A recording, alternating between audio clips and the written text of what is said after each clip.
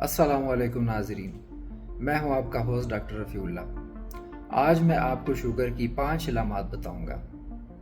اگر کسی انسان میں یہ 5 علامات مجموعی طور پر موجود ہیں تو اس کو ضرور اپنا شوگر کا ٹیسٹ کروا لینا چاہیے۔ سب سے پہلی جو علامت ہے وہ ہے پگمنٹیشن، یعنی کہ جتنے بھی سکن فولڈز ہیں، جیسے بغل ہو گئے یا پرائیویٹ پارٹس ہو گئے یا گردن کے جو ایریاز ہیں، سکن فولڈز ہیں جہاں پر، تو وہ بلیک ہونا یعنی کہ پگمنٹیشن اس کی زیادہ ہونا شروع ہو جاتی ہے۔ یہ انسولین ریزسٹنس کو شو کرتا ہے۔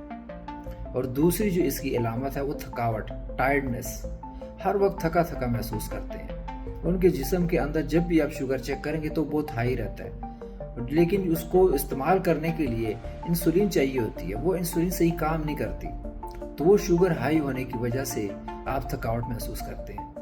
اور تیسری اس کی بڑی جو علامت ہے وہ ہے آپ کو بار بار پیاس لگنا اور بار بار واش روم جانا، پیشاب کے مسئلے آپ کے شروع ہو جاتے ہیں، بار بار منہ خشک ہوتا ہے اور بار بار آپ کو واش روم جانا پڑتا ہے۔ اور چوتھی اس کی جو بڑی علامت ہے وہ ہے ویٹ لاس، وزن کا کم ہونا، ان انٹینشنل ویٹ لاس، یعنی کہ آپ کوئی ایکسرسائز، آپ نے کوئی رجیم، کوئی اس طرح کا کوئی وہ نہیں اسٹارٹ کیا ویٹ لاس کرنے کے لیے، لیکن آٹومیٹیکلی آپ کا وزن کم ہونا شروع ہو جاتا ہے۔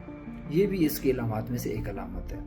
اور 5ویں نمبر پر اس کی علامت ہے کوئی بھی انفیکشن، کوئی بھی کہیں پہ جو ہے نا آپ کو بیماری ہو جاتی ہے تو وہ جلدی ٹھیک نہیں ہوتی، کیونکہ جتنے بھی شوگر کے مریض ہیں ان کا امیون سسٹم کمزور پڑ جاتا ہے۔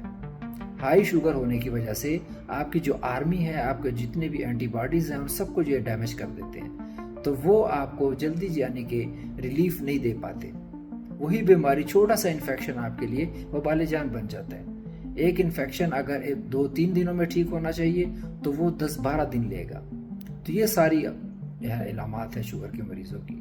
تو ایسے مریضوں کو چاہیے کہ ضرور ڈاکٹر سے مشورہ کریں اور بروقت علاج شروع کریں۔ اگلے ویڈیو تک کے لیے اللہ حافظ۔